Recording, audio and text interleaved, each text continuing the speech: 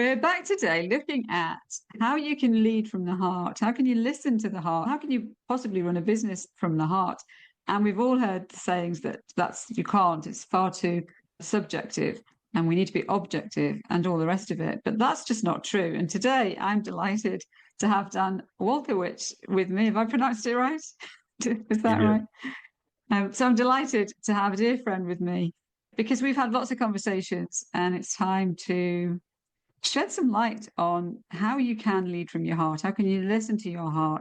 How can you live your life allowing your heart to rule instead of your head?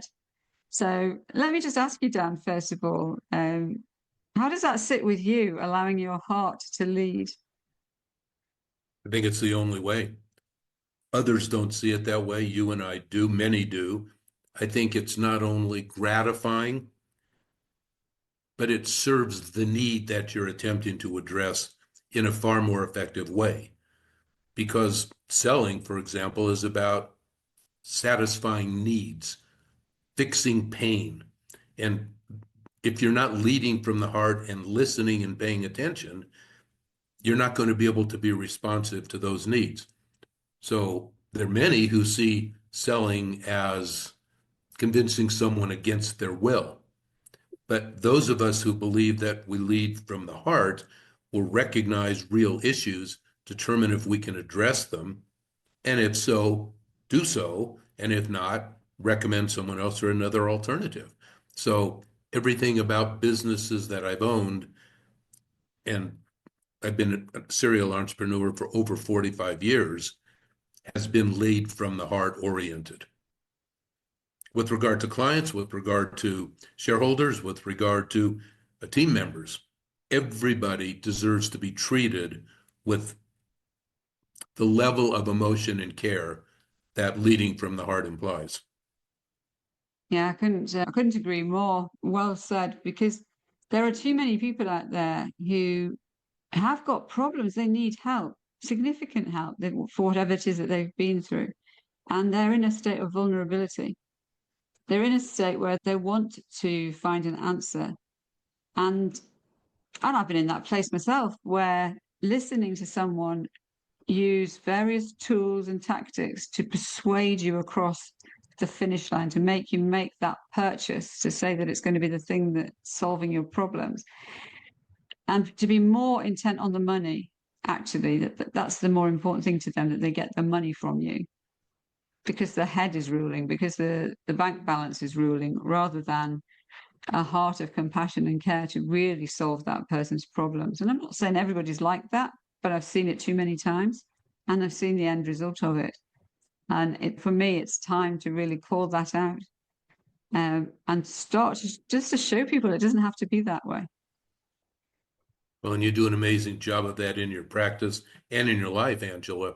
I'll tell you a very quick story that indicates why that's valuable in ways beyond what you might expect.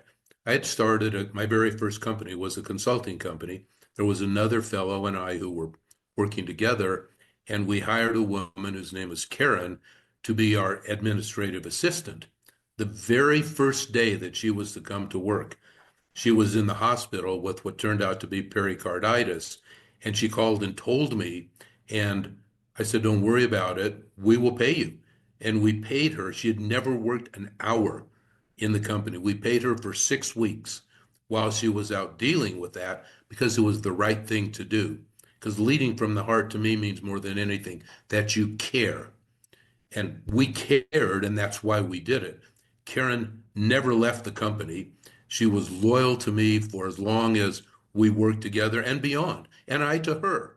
So there is not just the gratification of knowing you've helped someone by leading with the heart, but it comes back. It comes back in loyalty and love and care from another person. And frankly, if they don't appreciate it, they're probably not the right person to be in that aspect of your life.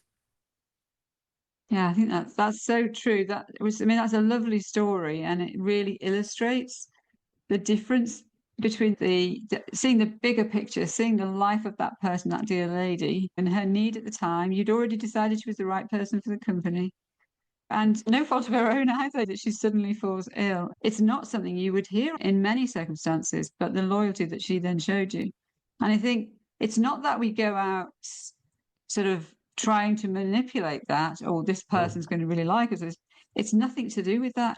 It's just listening to that voice inside of you that says, do what's right, love each other as you love yourself. And of course, you've got to love yourself in the right way before you can do that. But we are here, aren't we, to be a support and a care, to help and nurture each other, to enable each other to achieve our full potential. And we can only do that if we genuinely care about the other person.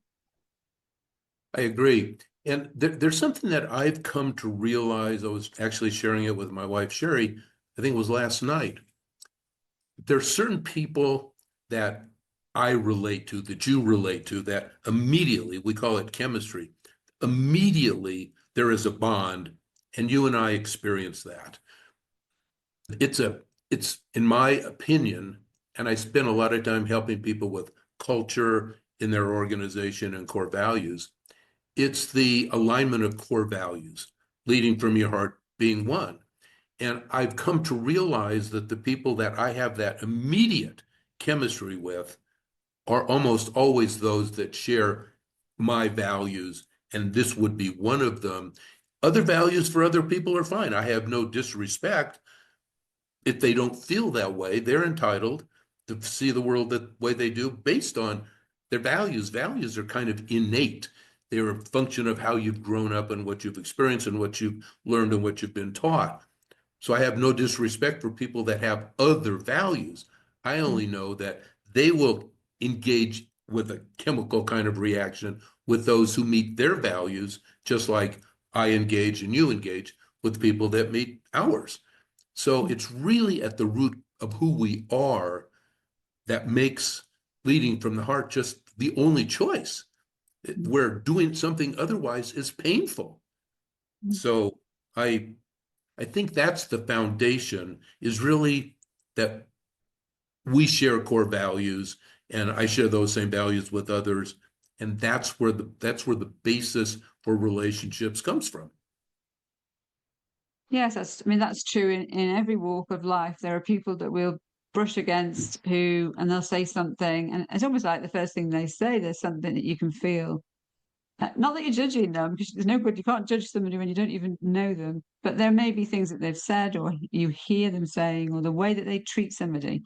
I mean, that's a huge thing for me. If I'm even just, say, shopping and somebody just slams the door into the face of the person behind them, immediately there's a feeling in me, partly that I want to jump in and protect the person who just got the door slammed in their face. Yep. And also And it's just, visceral.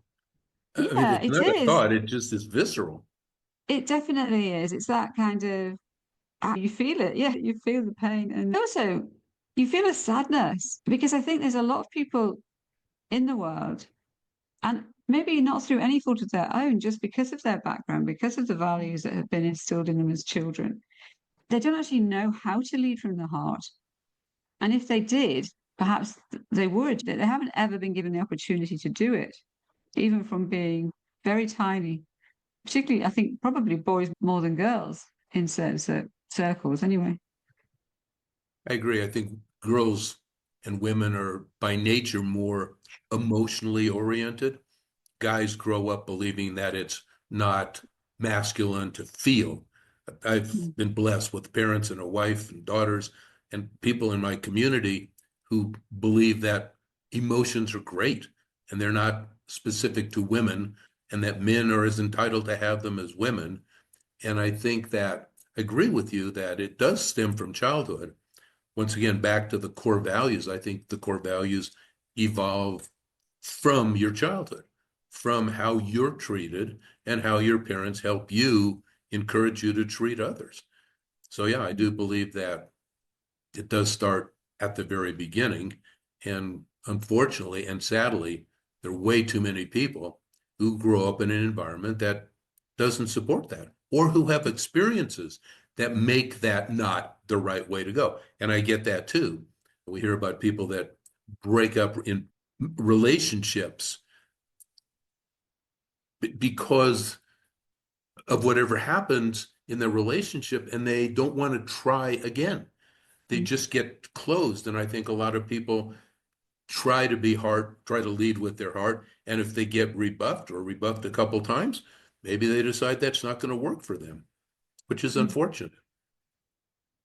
It is unfortunate, and it's understandable. I think you're right. So, as a teenager, I was very badly bullied, and I think if I wasn't going home at night into a family who loved me and who saw love as a really important part, then I don't know how I would have. Potentially, the fear of being hurt might have caused me to put barriers up. It might have caused me to sort of try and protect myself from the world, which is what you're alluding to, then that happens. And if there's no one there to help you get through that and to help you realize that that's just a small part of what people are like, you're not necessarily going to walk straight into another situation exactly the same. If we close our hearts off, then we are putting a wall between us and actually the full joy of life.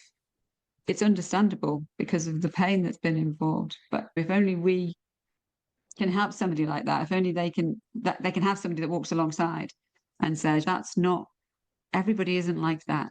You need time to be able to forgive. I think for me, forgiveness was probably the biggest thing that enabled me to go on living with my heart leading after going through that. I think it was having to unhook myself from the pain and the destruction that they wreaked on me. I think if I couldn't do that, I think that's often where the block arises. I don't know what you've found, around that. Yeah, I certainly agree. It's back to what you said earlier. If you don't love and care about yourself, then you're not going to easily be in a position to care about others. And I think forgiveness is a part of that. And a lot of people aren't introspective. It's uncomfortable. That's why we have psychiatrists that do so well in the world. But I think the ability to just look inside yourself and ask, what's holding me back? What is it that's limiting me so that you can be open without this barrier to being heart-led? I'll tell you another story. Our older daughter. So when the kids were young, we took a trip across the United States from Denver to the East Coast. That was 3 weeks long.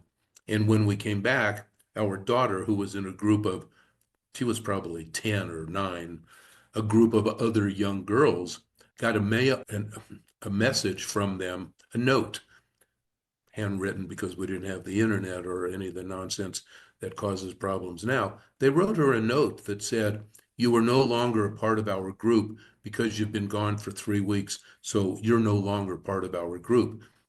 And I know that affected our daughter. She is a pediatric oncology nurse.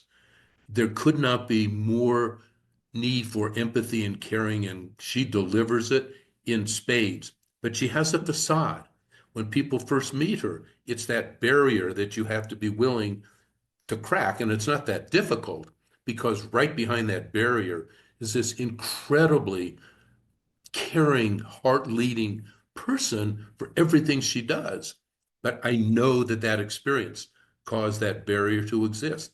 So she's living within that and doing what her heart says, despite the fact that this fence has been created for her based on something that happened 40 years ago. Yes. Yeah, and as you say, it's perfectly understandable, and in a way, it's wonderful that she has been able to, actually be who she really is, even if at the first, impact, maybe there's a sort of a veil there that people have to come through. But it's not. Well, it's just understandable. I think when you have been through those kind of situations, there is a self-preservation that comes in, particularly if you're not, if it's not dealt with immediately. I think that's often part of the problem. If you got something that's happened and it isn't dealt with, or you've not been found the help to deal with it, then it becomes something that you're almost not aware of. You're not doing it on purpose. It's just there. Well, and oftentimes it happens because of things that are unsaid. I believe that in that case, one of the things Sherry and I have taught the girls is if something bothers you, if someone has said or done something that bothers you, immediately talk to them about it. When you talk to them, it's not you did, it's I was hurt when this happened. I was frustrated. I was angry when this occurred. So it doesn't create a defensive response. But issues like that are unaddressed don't go away. They just create resentment and hostility and anger. So in a relationship, if you don't do that, you're going to find that at some point, all of that resentment explodes into something far worse than a simple or maybe difficult conversation had it been had at the outset. And I think those are the kind of things that are really important so you do understand yourself and appreciate the nature of your relationship with others and women, I have 3 daughters and a wife. So I'm a little bit knowledgeable about how women act. Women are more inclined to presume something meant this, when in fact it may not have meant anything of the sort, but they're uncomfortable addressing it to determine it. So what happens is, I believe she meant this, so I'm going to act differently. And that person now thinks I'm acting differently and doesn't know why, and relationships go awry. So I think to truly, back to your point, be heart-led, you need to have a clear understanding of who you are and the real relationships that you have with people. And that comes from communication. Yeah. Communication, that's one of my husband's favorite words, because he says so many problems in this world are caused by poor communication. And whether that is exactly the situation that you've described, it could be that something he said that I heard differently and didn't immediately ask him, is that what you meant? You know, you just, it sort of just sits there. I mean, I don't hide things very well. So if that ever happens, it only takes me about 3 seconds to realize that I didn't quite understand. But I know the capability to do that. And then with all sorts of people, because people don't say, or they assume that the other person has heard what they wanted to say, when in actual fact they've heard something completely different, which is based on their previous experiences. Or sometimes it's on the tone of voice that was delivered in, or the body language that was shared. So they've assumed something different from that conversation. And if we just assume that the other person has understood what we've said, and if they've got a problem with it, it's their fault, then the heart's gone completely out of it. Because everything we say, everything we do has an impact on the people around us. And if it's a negative impact, we have to ask ourselves first, is that because of the way that we said it? Is that because of the way that we looked or how we sounded? And it isn't always, is it? Sometimes it's actually because of the problem that the other person's got. But we can't just assume it's their problem, that they were the ones to blame, or that they're the ones that's done something wrong. Absolutely right. And I think one of the biggest issues that this generation, the younger generation, must come to terms with is texting. When you text, you eliminate 2 major components of communication. Your reference earlier, your tone of voice and your body language. And people deal with emotional issues with text, and they're missing 80% of the context because the words don't describe fully, or even approximately in many cases, what really goes on, because just the way a sentence is expressed changes from the words, the perception that you have of it. I work with a wonderful woman in India who I've worked with for years. And when I explained to her, here's what I'd like you to do, she always says, so let me be sure, you're saying you would like me to do this and this and this. Sometimes it's wrong, and I have the opportunity to say, no, what I meant was this. But every time she clarifies just what you were saying, what it is she perceives I was saying. And we're dealing with relationships other than tasks in that particular case. It's even more important to verify that what you thought you heard is what was intended. And often it's not. And that, you're right, is what creates these barriers. And that's why what you're doing, what your practice is, Angela, is so important, because you not only apply that in your practice, but you talk about it specifically at the foundation of what you're doing. And all of these issues surround being heart-led, and calling out that as, even in the name of this podcast, heart, not head. It really amplifies the importance of it and causes people to say, if they're smart, let me think about this. I've never really seen things this way. So I highly commend you for having this at the core of your practice. I don't know how you could have done otherwise, but it really is a unique way of seeing the world, and you're helping people who don't appreciate how valuable it is, or don't perceive it's the right way, to look at things differently. No, thank you for saying that, because I think I've met too many people who they lead from their head, because we've mentioned it earlier. Often it's because of the way that they've been brought up, or it's the schooling that they've had, or the people that they've been sort of led to revere and respect are people who are, or my dad used to talk about it being objective. He was a very heart-centered man, but there were times when he didn't want to get emotional. And that was just because of his own pain in his own childhood, I think. And he would talk about, he wanted to put to one side, he'd want to kind of close the conversation down because it was getting uncomfortable for him. But he had a heart attack at the age of about 76, I think it was. And something changed in his life.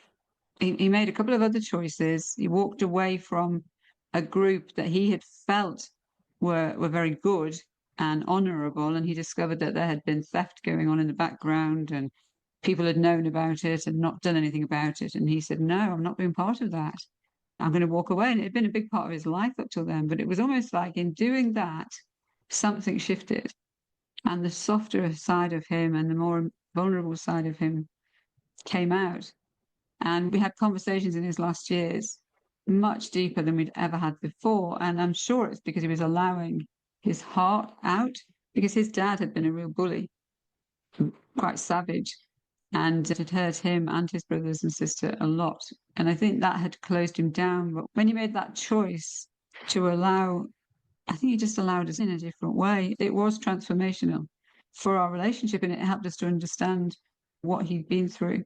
And I think that's for all of us. If you're listening to this conversation and you feel like that, you feel that you've been hurt, you feel that there's a wall in between you, either between you and other people or between you and what you're capable of, then we'd love to talk. We'd love to explore that, because sometimes when those barriers go inside in front of us that says we shouldn't allow our emotions in, we shouldn't do what we feel we have to do, this or that, take that step because that person told us to do it, then we actually shut off the part of us that could really change people's lives. I work with a lot of heart-centered, purpose-driven coaches and consultants, all of whom have got a deep story to share and huge things that they can help people with. But often they've had doors shut in their faces and been told, well, that won't work. You can't do that. You're never earn a living doing that. You just have to go down this other route. And it stopped them in their tracks. But this world, more than ever, this world needs people who care. Indeed. And I was just reflecting,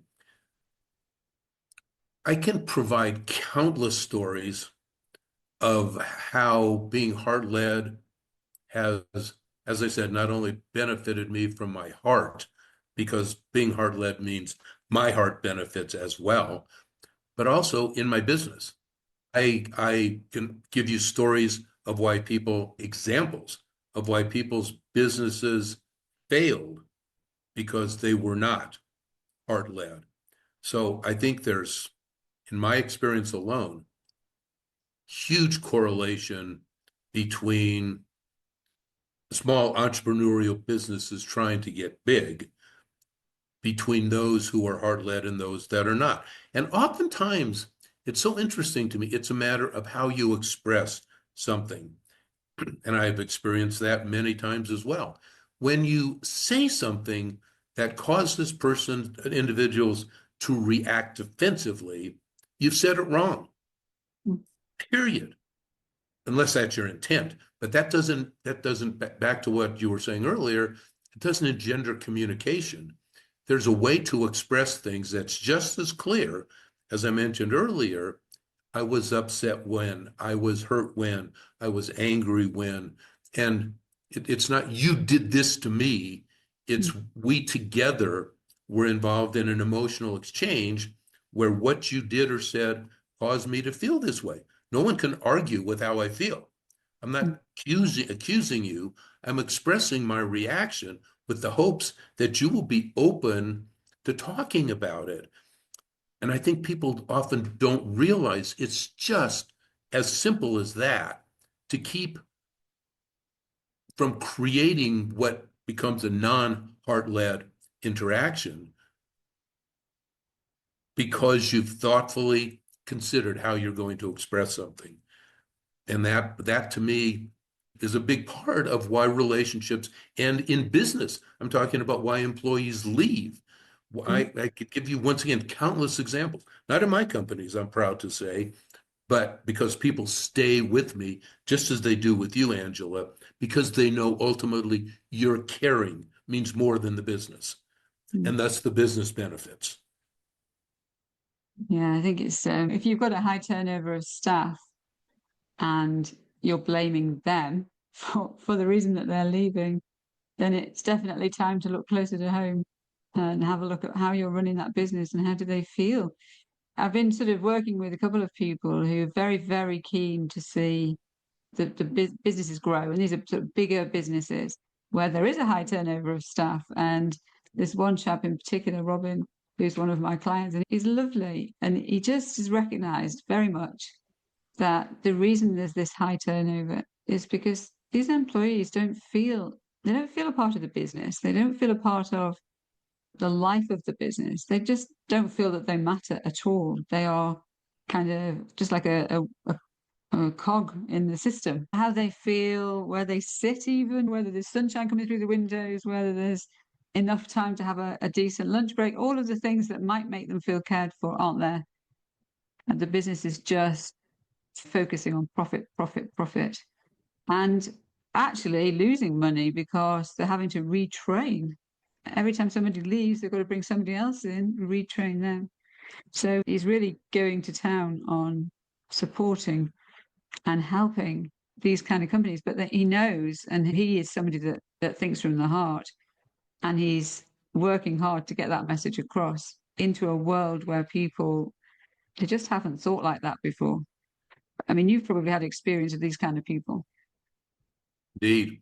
It's one of the reasons why a part of my practice has been helping a company understand their core values.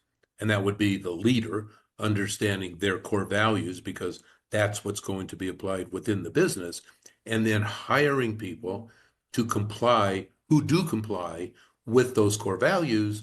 To me, that's the foundation. And there are ways to engage with someone in interviews that give you huge insights. AI is a big part of it.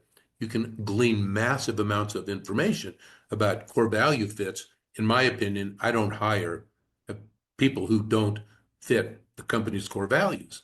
But then, to your point, I believe that one of my most significant mentors said the organization chart is upside down. The people at the top ought to be the people doing the work and touching the clients. Below them are people who may have better networks, better name on their business card, more wisdom, but you empower those people at the top of this inverted organization chart to do whatever is within their realm and help them understand that you are going to trust and support them.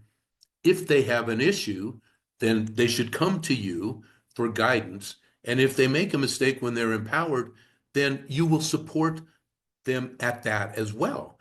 And I think those are the kind of things that change like Robin, I think you said the gentleman's name is, that change an organization, hiring, identifying your core values, hiring to those core values, and then imposing them on the organization to create a culture where people feel empowered. When they're empowered, they feel a part of the organization. They feel wanted. They feel recognized. They feel valued. Now, there are other things like how you compensate them. Do you give them a piece of the ownership? Other things beyond that. But culture and transparency and interaction and recognizing what they feel is paramount. I have a fellow that works in the building that we live in was talking about an engagement interaction he'd had with someone where he was sharing with his manager that it simply was not possible to do what the manager wanted him to do. And the managers knew, and the individual has been here for years. And ultimately, the manager said, let me rephrase it. You will do this. Well, what do you think this fellow's thinking? He's loyal to the company and happy to stick around? Or let me see what else I can find where my input is valued. It's not hard to describe. It's not hard to implement if people really care about being heart-led. And I think a lot of the culture, not a lot of, the culture that gets established in organizations of people who care, like Robin has learned, become heart-led for those where the values are that way. And for those that are not, they'll find work elsewhere and they'll be happy doing that as well. Although I can't appreciate how they could, but Yeah, I think that's true. I think, and I do think there's a space, there's a lot of space actually for the heart-led leaders, the heart-led business owners, and so on, to stand up and be counted. I think there was a time when it was very quiet, it was small businesses and so on. But now people are looking for something different. And I do think actually lockdown and all of that did open a door for people to talk in another way and to realize that actually being shut away on their own made them think about what was going on around them. And it did give some people a feeling of, I don't want this anymore. I don't want to be part of a workplace where I don't count, where nobody cares two hoots whether I'm there or not, where I'm sort of on a treadmill running as fast as I can to catch up with whatever task I'm supposed to be doing. And I think there has been a shift in the value of those who will stand up and say there's more to life, there's more to work, there's more to relationships, there's more to raising your family than some people have been led to believe. And that's really why I want to get out there and say, don't do it. Don't live your life every day forgetting about the emotional part of your being, because it's such a huge part and it makes us who we are. totally makes us who we are. People who disregard that or can't appreciate it because of experiences they've had, it is sad because it is, to my way of thinking, the foundation of a life well led and businesses that succeed. I mean, there's no Yeah. guarantee that a heart-led business is going to succeed, but I posit that you have a much higher probability of success if you hire the people who share your beliefs and care for them and create a culture that supports those people. And later on in life, if you get to the stage where you're not working, I'm not sure that you or I will ever get to that stage. But if you love what you do, you don't want to do that. But I think if you finish that part of your journey and people are genuinely sorry to see you go, or that you leave behind you a legacy of love and care, your memory lives on so much longer. I mean, I had various inspectors when I was in the police or senior officers and so on, but there was one particular Inspector Noble, and another one of the other policewomen. She got a bit frustrated with him because he was quite fatherly, and he had kind of feelings of what women should do and shouldn't do. Well, I was never a feminist in the first place, so that didn't bother me in the slightest. But there was a day when I was called out to go to a sudden death of a baby. I didn't know how I'd cope with it. I hadn't done that before. But he intervened and he rang up the communications office and said, you mustn't send Angela, you must send such a person who was an older. couple of police officers. And this colleague of mine, well, she was really outraged on my behalf. She said, "What, did he not think you can do your job?" And he just came round to me later and he put his hand on my shoulder and he said, "Angela, I don't think any woman should have to deal with a dead baby when they haven't had their first baby themselves. And I didn't want to put you in that position." And it meant so much to me that he'd been willing to care, even if other people might have criticized him for doing it. He cared about me and my well-being, and that meant something to him. And I've carried on visiting him, talking to him. Last year we didn't hear from him, so I suspect he's not with us anymore. But he's been in my heart, and he still is. And because that was just one example of how he could make the world a better place, and how he could show that I wasn't just another police officer at the end of a radio, that I mattered. And it's that kind of care and compassion that we can all have for those who work for us. And the more that we do, as you said it before, it isn't just them that benefit. We benefit. We step into a different place because our heart beats more strongly. And there's a warmth that sort of, even though I talk about Mr. Noble, I can feel a warmth inside of me because of what he did. And I know that's how he felt towards me. It's a wonderful thing to be able to do, to care about the people you work with. Without a doubt.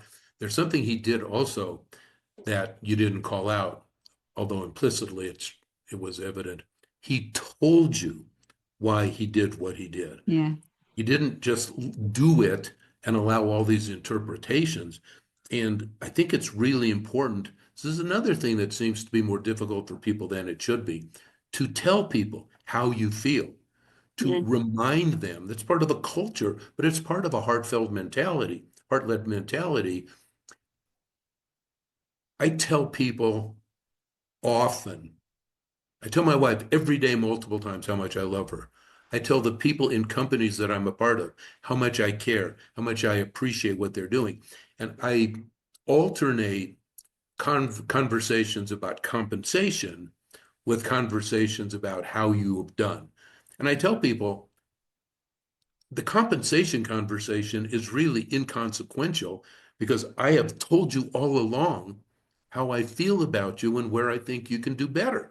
So yeah, we can have a conversation at compensation time, but if I'm going to have a conversation about guidance, I'll do it 6 months away from the time we're talking about compensation, so I can share with you what I expect and where you're achieving and where you can do better. Or in most cases, I don't want to have those conversations as an identified moment, but rather as an ongoing activity. And I'll even say to people that I work with, like this beautiful woman in India, have I told you recently how much I appreciate you? Yes, Dan, you have. I appreciate that very much. But it feels good to express it, and it feels really good to have it said, no matter how often it's said. That's and it isn't just even people that are, in our world all the time. I think, I mean, recently I was with my mum to go out for a cup of coffee, and there was a young man in this cafe, and he was brightening up everybody's day. He actually had some kind of learning awkwardness, but he was just smiling at people, and nothing seemed to be too much trouble. And so as we left, my mum was really cheered up by him. She hadn't been well. And so as we left, I just sort of went into the kitchen door and I said, "I just want to say thank you to you for your attitude. You're doing this job, you're carrying a trays of dirty food, and it's not brilliantly." It was a very busy day. And I said, "And you are delivering smiles and joy to everybody. And I just want to say thank you." And he just looked so touched. And I mean, it made me feel good to say that to him. And it clearly made him feel good. And the more that we can do that, the more that we can say thank you, the more that we can say when a job has been well done. And it doesn't matter what that job is. It could be anything that somebody does for you. And instead of just sort of taking it for granted, that thank you, that smile, that appreciation, Makes just a huge impact it on the does. sender and the recipient. Yeah, it does. It definitely does. If you're watching us today, we're coming to a close now, but we've enjoyed exploring what that means to be a heart leader and how you can use your heart to lead your journey instead of your head. And it's not that we don't need to use our head, by the way. We're not saying that you should just ignore anything that pops into your head, but there's a richness to life when you lead from the heart.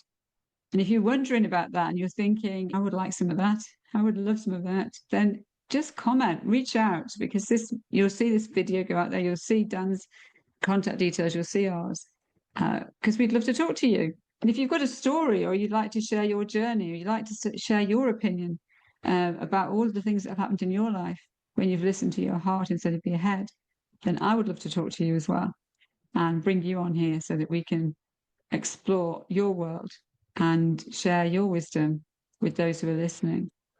So thank you, Dan, for going on that journey with me. I've really enjoyed it. Thank you for coming along. Well, it's a pleasure, Angela. I always enjoy talking with you about anything, but this subject is near and dear to both of us, and it, to me, was delightful to be able to share that with other people. Once again, I highly, highly commend you for the work that you're doing. People benefit every day from it, and I encourage, as you said, those who want to engage, please do so with Angela, with me. We would enjoy that, and certainly it's very much a part of what Angela does in her practice as well. So thank you, Angela, again for having me be a part of this. You're very welcome.